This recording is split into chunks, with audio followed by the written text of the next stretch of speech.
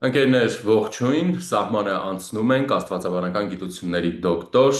Հարություն Հարությունյանի հետ, ով նաև նախկին հոգևորական է, Հայր Գարեգինը։ Բարև ձեզ, շնորհակալություն միանալու համար։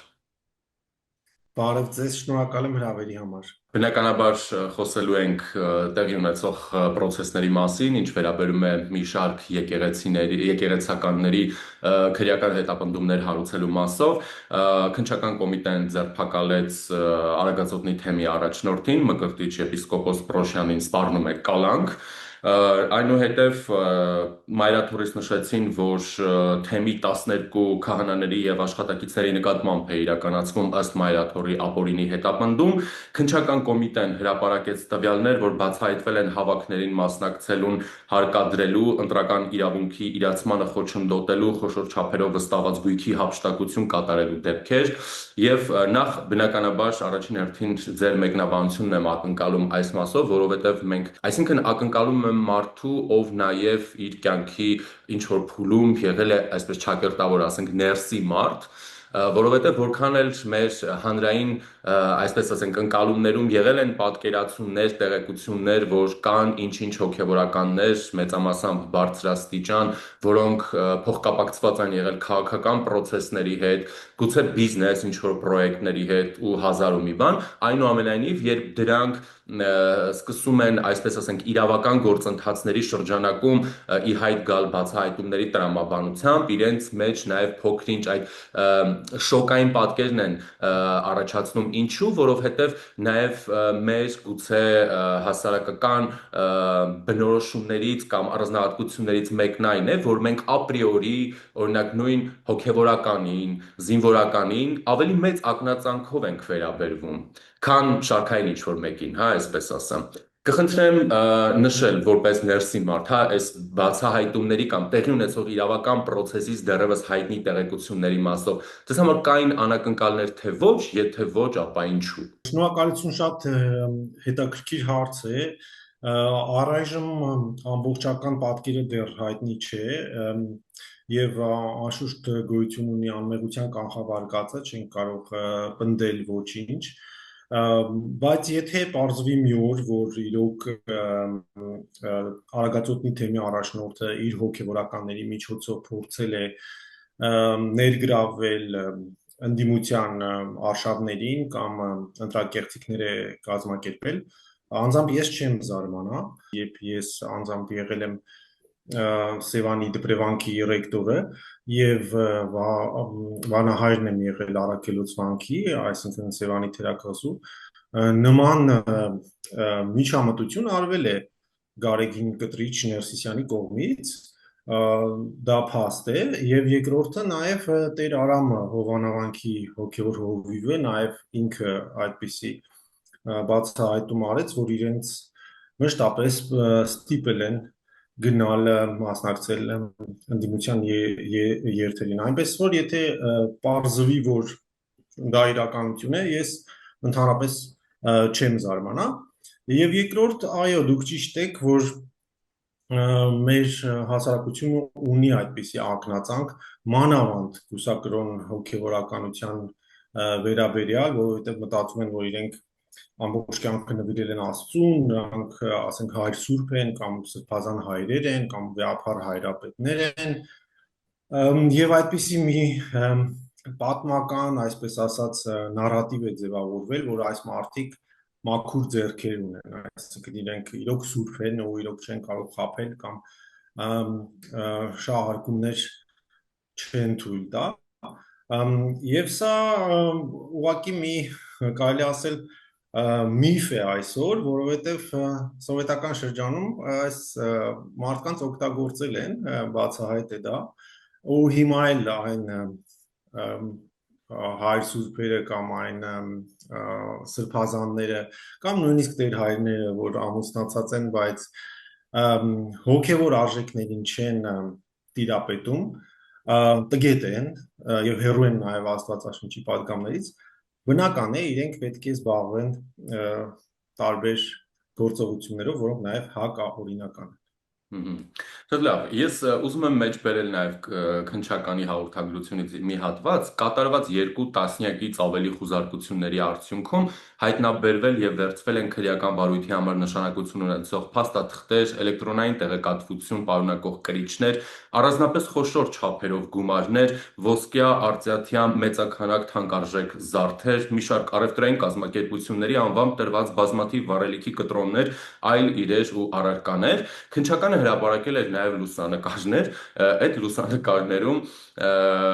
դոլար, դրամ, եվրո, ռուբլի արժույթներով մեծականակ գումարներ էին երևում,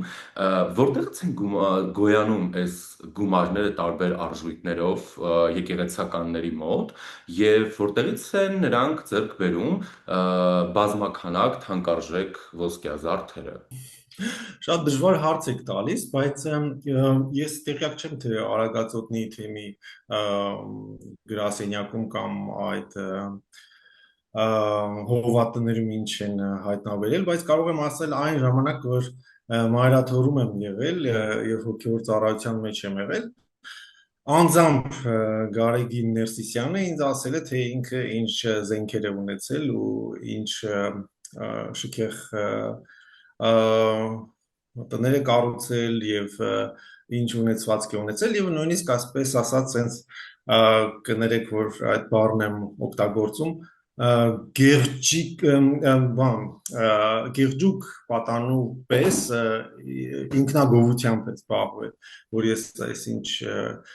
հրաձիգը ունեմ կամ ունեցել եմ այս եմ ունեցել կամ իմ մեքենայի այդ փոխադրիչ տուփի բռնակի մեջ դանակ կար դրած որ կարայի հանեի սենց պատուանից մեկի վիզը մտցնեի սենց բաներ ինքը պատմում էր ու ես միակ վկան չեմ եղել այդ խոսակցությունների այնտեղ նաև հայրաթորից վարորդներ են եղել ուրիշ հոգեորականներ են եղել կարող են իրենք էլ վերհիշել եւ բնականաբար իր քրոջ որդին կամ մյուսները մյուս իրեն հետևող հավատարիմ իր կաստայի ներկայացուցիչները նույն ոճով պետք է շարժվեն թե որտեղից են այդ գումարները կուտակվում ենթադրում եմ որ մի մասը նվիրատվություններ են որովհետեւ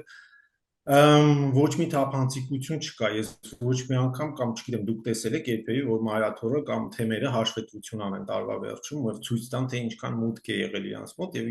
ինչքան ելք ինչի վրա են ծախսել դա հայտնի չի եւ գիտենք որ Սփյուռքից շատ մարդիկ կան նվիրատվություններ են անում սիրով են անում եւ դա անում են հոգեվոր նպատակներով որպեսի ծառայեն այդ գումարները այսինքն կարիքավոր մարդկանց կամ ասենք եկեղեցու բարվողության բայց թե ուր է գնում հայտնի չէ գիտեմ նաեւ որ կան արտասահմանյան ֆոնդեր որոնցից իրենք գումարներ են վերցնում քանի որ ես ինքս նաեւ զբաղվում եմ կամավոր դրամաշնորհների հայթայթմամբ եւ օգնում եմ Արցախահայությանը տեղյակ եմ նաեւ այդ հայտնի մանավանդ եկեղեցական եվրոպական ֆոնդերից թե իրենք ինչ ծրագրեր են անում Հայաստանում, ինչքան գումարներ են տալիս եւ տեղյակ եմ թե ինչքան է ծախսվում, ինչ քանի տոկոսն է մնում էլի վերջում։ Ու երկրորդ 100-ից 90-ը չի ծախսվում, կոնկրետ եթե ասեմ մայրաթորի պարագայով։ Կան երկու թեմեր, մեկը Կոտայքի թեմն է, մյուսը Վարազդորի թեմը, որ լիարժեք աշխատում են, դրանից բացի մյուսների վրա ես շատ խիստ կասկածում եմ։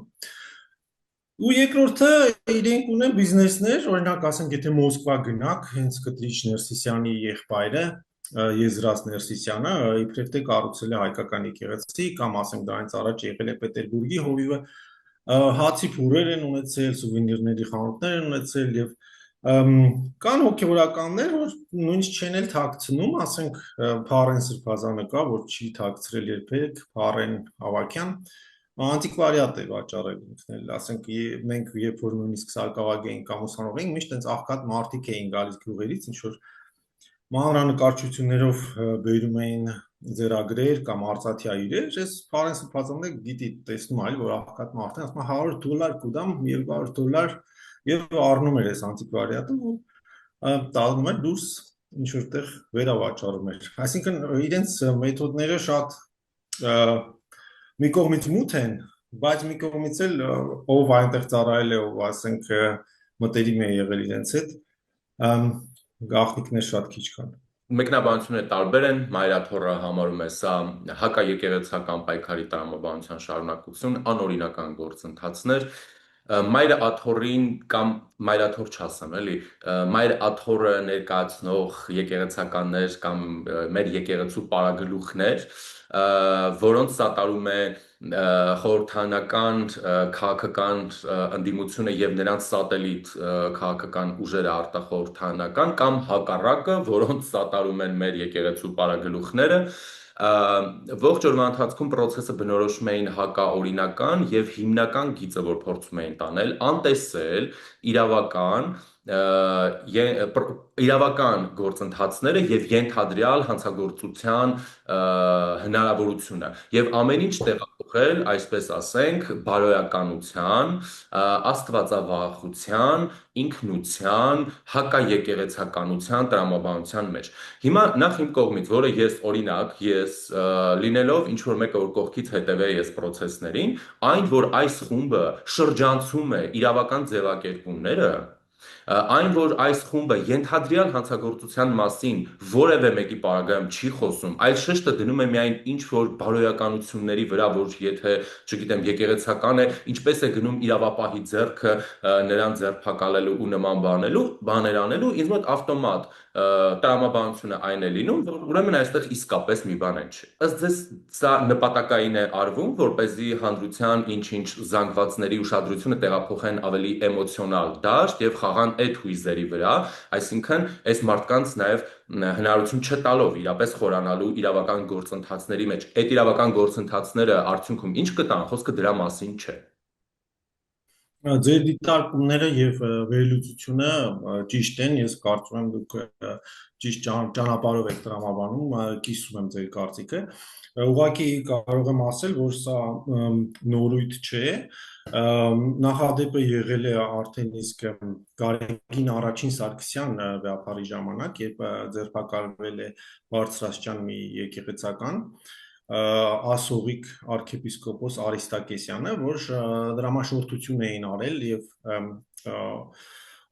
իր պատճառով մի բարձրաստիճան պաշտոնյա պաշտպանության նախարարությունում պետական, այսինքն պաշտոնական տվյալների համաձայն ինքնասպան եղավ, Մավրիկ էր ազգանունը չեմ հիշում։ Եվ իրենք շուրջ 3 միլիոն դոլարի չափ գումար էին վերցրել բանից, պաշտպանության նախարարության գանձանակից, եւ հիշում եք այն տարիներին բան կար դոլար առնել, դրամով վաճառել, տենց exchange-ներ անել ու տալիս էին սովորական երիտասարդների ձեռքը, որ այս գումարը պտտացնեն։ Ինքը դրա մեջ էր ներգրավել եւ ինքը մի քանի տարի բանտում եղավ։ Ուղղակի այն ժամանակ Գարեգին առաջին Սարգսյանը լրիվ ուրիշ մարդ էր, ինքը սենց բան հիստերիա չբարձրացրեց, ինքը ընդունեց, որ այո, այս անձնավորությունը մեղք է գործել կամ ասենք հանցանք է գործել պետության հանդեպ, թող գնա եւ քննություն թող լինի, թող նստի բանտ եւ նստեց այդ մարդը բանտ մի քանի տարի, մինչեւ որ Վազգեն Սարգսյանին սպանեցին այդ հոկտեմբեր 27-ի դեպքերից հետո, երբ Գարեգին Կտրիչ Ներսիսյանը ընտրվեց կաթողիկոս, ինքը ասողիկին հանեց բանտից։ Հիմա ասում են, թե իբրև թե նախադեպը չունեցող եւ այլն Բագրատի եւ Միքայելի Աջապահյանի պահովել էին, ասում sense բան չի եղել։ Ոչ, եղել է sense բան։ Ուղղակի հիմա այդ մանիպուլատիվ լրատվությունը մայրաթորի կողմից կամ մի քանի քահանաների ու իրանց հետևորդների կողմից շատ ավելի ուժեղ է, որովհետև իրենց հրահանգ է տրվել, դե գիտեք, իրենք ունեն Գեբելսյան fake երեցների գունդ եւ շատ լավ են աշխատում իրենք, ասենք մեզպես սովորական նույնիսկ մարդկանց դեմ իրենք հարձակումներ են գործում, ասենք եթե նույնիսկ որպես գիտնական ես իմ փոքր կարծիքն եմ հայտնում ու Facebook-ում ասենք ինձ 10-15 հոգի են մաքսիմում կարդում, նորից մեզ վրա հարձակվում են, որպեսզի լռեցնեն։ Ու ձեր վերլուծությունը ես կիսում եմ, որ իրենք փորձում են, այսպես ասած, թոզ ու դուման բարձրացնելով հասարակության աչքերը փակել եւ այս զանգեր ղողանջել եւ այլն այսպիսի բան ներկայացնել, որ սա հարձակում է մայր եկեղեցու դեմ եւ այլն, որպեսզի ժողովուրդը ոտքի կանգնի։ Եվ իմաստը այն է, որ իրենք ուղղակի ուզում են ոչ կոնվենցիոնալ ձևով հեղաշրջում իրագործել այստեղ։ Այսինքն Բագրատ Սփազանին դրա համար պատրաստեցին, Միքայելը իրեն ոնց ասած բանը ուսուցչի կարգավիճակով որոշ չափով ուղղորդեց, բայց հիմա այդ երկուսը դուրս են մնացել խաղից, ու երբ որ արդեն կա բացահայտ փաստ, որ եկեղեցին ներգրավված է հակասահմանադրական գործունեության մեջ եւ պետությունը փորձում է ինչ-որ չափով օրինական դաշտ բերել այս ամենը, միանգամից բարձրանում է այս վայնասունը եւ փորձում են այս ձայներով խղճի խայտ ստեղծել մեր մոտ կամ ասենք քրիտիկական մասաներ հավաքել, որպեսզի դուրս գան վարչապետի դեմ, որպեսզի դուրս գան իրավական համակարգի դեմ եւ անեն հեղաշրջում։ Թե ով է շարժման հետ կանգնած, դա էլ կարող ենք ասել, որ դա բացահայտ թելերը կարմիր տանում են դեպի Մոսկվա, եւ եթե ուշադիր նայեք, ինչի կարող է Կտրիչ Ներսիսյանը Հռոմի պապի ինագուրացիայի օրը չգնալ Հռոմ մայիս ամսին, եւ բոլոր եկեղեցու պետերը այնտեղ էին, բայց ինքը գնաց Բելոռուսիա եւ բացեց այն եկեղեցին, որը կառուցվել էր Գագիկ Ծառուկյանի կողմից Լուկաշենկոյի նվիրած հողատարածքի վրա։ Ինչ է ասում ձեզ այս սիմվոլիզմը։ Բնականաբար շատ բան է ասում, բնականաբար նաև եթե մենք նայում ենք հետխորհրդային երկրների օրինակները, վերցնենք Ուկրաինան, որը 2022 թվականին, երբ Ռուսաստանը հարձակվեց Ուկրաինայի վրա, Ուկրաինայում շատ ավելի մեծ տեմպերով սկսվեց լյուստրացիան հոգևորականների շրջանում, գործակալական ցանցեր իրար ետևից բացահայտումներ, ձերբակալություններ հոգևորականների, ովքեր համագործակցում են Ռուսաստանի կամ դրա հատուկ ծառայությունների հետ։ Մենք կարող ենք հիշել նախորդ տարի Վրաստանի խորհրդարանական ընտրությունները, որտեղ եկեղեցականները կամ հենց նաև նրանց հոգևոր առաջնորդը մտել էին կոնկրետ քաղաքական process-ների մեջ եւ նույնատիպ նարատիվներն էին տարածում, ինչ տարածում են Հայաստանի որոշ հոգևորականներ եւ քաղաքական ընդդիմության որոշ ներկայացուցիչներ, այսինքն փորձելով հակադրել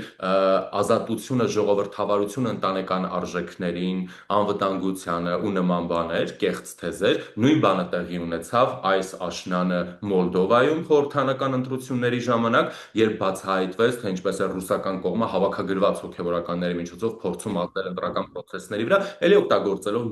նույնատիպ նարատիվներ, քեշ գումարներ, վերապատրաստումներ, պսևդոընտանեկան արժեքներ, հակաեվրոպականություն, հակաժողովրդավարականություն ու նման բաներ, հա։ Հիմա նայելով գոնե այս երկրների փորձը եւ հաշվի առնել, որ այս 3 երկրներից ամենաշատը Հայաստանում կամ ամենամեծ ֆինանսական, մարդկային, տնտեսական ներկայությունը ունի օրինակ Ռուսաստանի Դաշնությունը, պարզ է, որ Ռուսաստանը չի կարող այդ պարարտ հողը իդեմս որոշ եկեղեցականների չօգտագործել Հայաստանի Հանրապետության դեմ։ Այստեղ խնդիրը ես ոչ թե ուզում եմ մենք կենտրոնանանք Ռուսաստանի վարքի վրա, այլ մեր վարքի։ Մեր ասելով ես նկատում եմ նաև այդ որոշ եկեղեցականների եւ որ ամենավատն է եկեղեցու պարագլուխի ներկայացուցիչների, որովհետեւ ամեն երկիր էլ փորձելու է ամեն ձևով իր շահերը այլ երկրներում առաջ տանել, իր նարատիվները եւ ազդեցությունները, բայց սա, չգիտեմ, ողբերգության աստիճանի մի իրողություն է մեզ համար ուղղակի։ Այո, դա շատ ցավալի փաստ է, որ դուք հիմա արձանագրում եք եւ բարձրաձայնում եք։ Իրոք տխուր է, որ եկեղեցին պետք է լիներ այն բարոյական ինստիտուտը, որ պետք է հոգ տաներ կարիքավոր մարդկանց համար եւ նաեւ պետք է աշխատեր այն ուղղությամբ, որպեսզի մենք ունենանք ճիշտ սխալից տարանջատող եւ հստակ սահմաններ դնող մտածելակերպ։ Այսինքն այդ հոգևորը, այդ կրոնականը ինչի համար են հնուց ի վեր, որպեսզի մարդիկ ճիշտ ապրեն։ Բայց քանի որ մեր եկեղեցին ունի այլասերված վերնախավ, իդեմս ամենայն հայոց կաթողիկոսի եւ նրա դիվանապետ Արշակ Խաչատրյանի, նրանք բուծում են այնպիսի եպիսկոպոսներ, որոնք իրենց ճանապարհին պետք է լինեն իրենց ձև գործերի կազմակերպիչները եւ ուղեկիցները։ Հստակ է մի բան, որ իրենք փորձում են ամեն ձև նաև պատրաստեն հաջորդ կաթողիկոսին, դա լինելու է Եզրաս Ներսիսյանը, եթե հիմա նույնիսկ ընտրեն աթոռակից, ինքը ունի մեծ թվով падգամավորներ, Հայաստանում նույնիսկ չկան падգամավորների ընտրություններ, կանեն ում կուզեն կտանեն, կանցկացնեն, ու այս ամենը քողարկված է մի տեսակ այդ իրենց մամլո դիվանի կողմից հայտարարվող sense գեղեցիկ բառապաշարով տեքստերով, բայց ուղն ու ծուծից ներքուստ փչացած կառույց է դարել, ես խոսքը ուզում եմ շեշտել ոչ թե եկեղեցու մասին է, այլ հենց այդ վեհարանում գտնվող կամ դիվանատանը գտնվող անձանց մասին, որոնք մի տեսակ նաև դժբախտաբար այսպեսի մի հոգեբանական դիլեմա են ստեղծել, որ իրենք իրենց ստորադասների հետ սադոմազոխիստական կապի մեջ են։ Ես սա ասում եմ հոգեբանական առումով, որ իրանք կարող են այնպիսի տերորի ենթարկել ցածրաշճան եկեղեցականներին, որ ցանկացած տղամարդ կթքեր, կշպրտեր այդ վեղարը ու դուրս կգնար։ Բայց իրենք կապում են այս մարդկանց տարբեր մանիպուլատիվ ճանապարհներով ու ուզում եմ մի դեպք ուղղակի ասեմ ձեզ, եթե թույլ տաք, ես շատ քիչ հոգեբանականների հետ եմ հիմա շփվում։ Մեծ մասը վախենում են sense կարգալույց հոգեբանականների հետ ազատ խոսելուց, կամ եթե խոսում են, ձևական են խոսում, ձևական են բարև տալիս եւ համբուրում, ես այդպես մարդկանց կարիքը չունեմ։ Բայց ունեմ մի լավ ընկեր եպիսկոպոս, որ միջին տարիքի եպիսկոպոս է, ու ինքը լավ պաշտոն ուներ։ Ինքը չուներ ապորինիկին, չունի ապորինի զավակներ, եւ ինքը տենց լավ հարաբերության մեջ էր թե նախկին իշխանավորների եւ թե ներկա կառավարության ներկայացուցիչների հետ։ Չէր գնում Բագրատ Սրբազանի ցույցերին, չէր մասնակցում, Կիրանցի ճանապարհը չէր փակում, չէր միանում այդ բաներին, երթերին 24 թվի։ Հիմա ինչ արեցին, այս տղայի մասին լուրեր սկսեցին տարածել, որ քանի ինքը չունի ապօրին զավակներ, ուրեմն ինքը միասեռական է։ Եվ որովհետև ինքը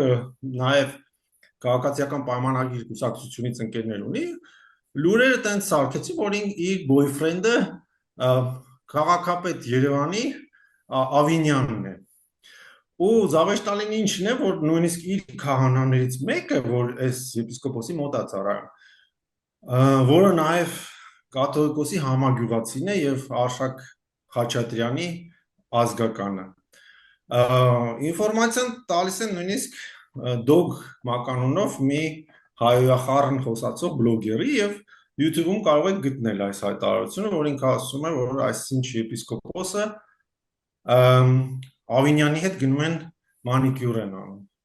որտեղ իրանք իրար զուգընկեր են։ Ու այսպիսի մանիպուլյացիաներով իրանք փաստորեն ինչպես են կոտրում մարդկանց, որ դու պետք է անպայման հնազանդես։ Ու որպես վանական, դե եթե սա մանին Սամվել Կարապետյանին կնստացնեն, ցույց կլինի, դու պետք է մյուս եպիսկոպոսների հետ գնաս ընդ բեմի վրա կանգնես։ Ու պատկերացնում եք ինչ աստիճանի է հասել այդ այլասերումը, որ ես այս իմ ընկերոջս ասում եմ, հա, ես էլ ասում եմ այդ իմ ծանոթներից միջոցով գտա այդ Վարդան Ղուկասյանին փոխանցված բոլոր մեսեջները, տարա կաթողիկոսին ցույց տվեցի, ասեցի ձեր քահանան տեսեք ինչեր է անում։ Ասում եմ, հա, լավ բան, վերցեցին, փորձեցին տեղափոխել մոտիցս, տարան փորձեցին ուրիշ թեմեր տեղավորել, Կոտայքի թեմ, Արմավիրի թեմ,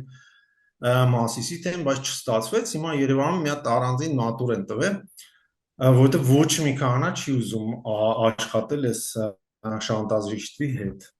Բայց այս մարդուն պահում են։ Եթե ասենք ուրիշ եպիսկոպոս լիներ, հիմա 1000 անգամ արդեն կարգալույց էին արել։ Բայց քանի որ իր համագյուղացին է ու իր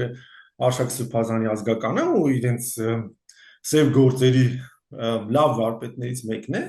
պահում են այս մարդուն։ Իհարկե մեր երևակայությունը չի կարող հերիքել պատկերացնելու թե էլ ինչեր կարող են լինել, էլի ինչպես սկզբում նշեցի, զուտ ելնելով այդ ընդհանուր մեր ընդունված նորմատիվ վերաբերմունքից եկեղեցականների նկատմամբ շատ ցավալի է այն ինչ որ դուք նկարագրում եք եւ շատ ցավալի է նաեւ այն տրամաբանությամբ որ այս կառույցը անուրանալի իհարկե դեր է ունեցել մեր ինքնության պահպանման գործում եւ հիմա ցավոք սրտի մեզ համար կարևոր ինստիտուտը մեզ ներկայանում է այսպիսի դեմքերով, այսպիսի դերակատարներով, այսպիսի աղճատված բարոյականությամբ անձանցով, ինչևէ օրենքից հետաքրքիր է եկեղեցու ներսում, հա, վարք ու բարք կամ ընկալումները այնպիսին են, ինչպիսին դրանք իսկապես ֆորս մաժորներում դրսևորվում են նրանց հանրային խոսքում, այսինքն աջ ու ձախ բոլորին նզովել, հուդա անվանել, նեռ անվանել, չգիտեմ, ընդհուպ մինչև հաշվեհարդարի կոչեր հնչեցնել, ոչ հայ համարել կամ ինչ-որ նկատի ունեմ որտեղից է գալիս այս խեղված վերբալ միտքը, հա, սա իսկապես այն վարքն է, որ այս եկեղեցականները կրում են իրենց ներսում եւ արտահայտվում է նաեւ իրենց առօրյա հոգեվոր կյանքում, որը օրինակ ֆորս մաժոր է լինում, մեկի ետևից իրավաբանները գնում են եւ դա միանգամից հանրայնորեն բուրըն նրանց վերբալ մտածողությամբ սկսում է դրսևորվել։ Իրականում այս խնդիրը շատ հին է, եթե նույնիսկ կարդակ Մովսես Խորենացու ողբը, անգամ 5-րդ դարում այսպիսի անձինք եղել են շատ այլասերված եւ ծանր հանցանքներով չակերտավոր ծառայող հոգեվորականներ։ Ես կարծում եմ, որ այդ ժամանակ անցումը դեպի մեզ մոտ լիարժեք չի եղել։ Եթե Ագան Թանգեոսինը կարդում եք, ասում է, չէ, քրմապետների երեխեքին նոծեցին քահանա։ Այսինքն մեր մոտ հեթանոսությունը կամ այդ քրմապետությունը չի ավարտվել։ Նաև միջնադարում, եթե նամեք Սուրբ Գրիգոր Նարեկացու պես մարդուն մայր եկեղեցին հալածել է։ Ինչպես կարող է դա լինել։ Ուրեմն այն մարդիկ, որ հալածել են այդ եպիսկոպոսները, չեն հասկացել, որ ինչ է սրբությունը, ինչ է հոգևոր արժեքը։ Դրա համար մենք ունեցել ենք միշտ պարակտումներ, շատ քիչ է դրա մասին խոսում, բայց ասենք Թոնդրակյան շարժում, Պավլիկյան շարժում կամ այսօր բողոքական տարբեր ճյուղեր կան, որ բոլորին անշուշտ Էջմիածինը աղանդ է կոչում, ինչի են բայց այս մարդիկ աղանդավոր դառնում, կամ ինչի են մարդիկ ընդհանրապես հեռանում Աստծուց ու աթեիստ դառնում կամ աշխարհական դառնում, սեկուլարիզացիայի գնում, որտեղ իրանք զգում են, որ խաբկանք կա այստեղ։ Ես օրինակ ոչ մի ծանոթ մարդ չունեմ, որ շողակաթ TV-ին կարողանա նայել։ Իրանք ասում են 1 վայրկյանից ավել չենք նայում, որտեղ այդ կեղծ պաթոսից մենք հոգնել ենք։ Ու ասենք նույնիսկ քահանայի մոտ տանում են այն ժամանակ, երբ որ արդեն կարիքից ելնելով պետք է ասենք կնուք լինի կամ հարսանիք կամ թաղում ու վերջ, մեծ մասը այդ վիճակում է։ Ու այս հոգևորը դարձել է փոքրամասնության գործունեությունը։ Մի քանի մարդիկ են մնացել, որ այդ հոգևոր ծառայությունը, հոգևոր առաքելությունը պահպանել են։ Խնդիրը այն է, որ մի հատ էլ sense մաթեմատիկական բան ասեմ, փաստ ասեմ, երբ որ Գևորգյան հոգևոր ճեմարանը բացվում է 1874-ին, Գևորգ 4 կաթողիկոսի օրոք, ինքը գործում է միայն 44 տարի։ Այսինքն 18 թվին Սարդարապատի ճակատամարտով փակվում է ճեմարանը, որտեղ ուսանողների մեծ մասը իրենց տեսուչի Գարեգին Հովսեփյանի հետ գնում են ճակատամարտի ու դրանից հետո չեն ունենում ճեմարան։ Այդտեղ ես մի անգամ ուսումնասիրել եմ ու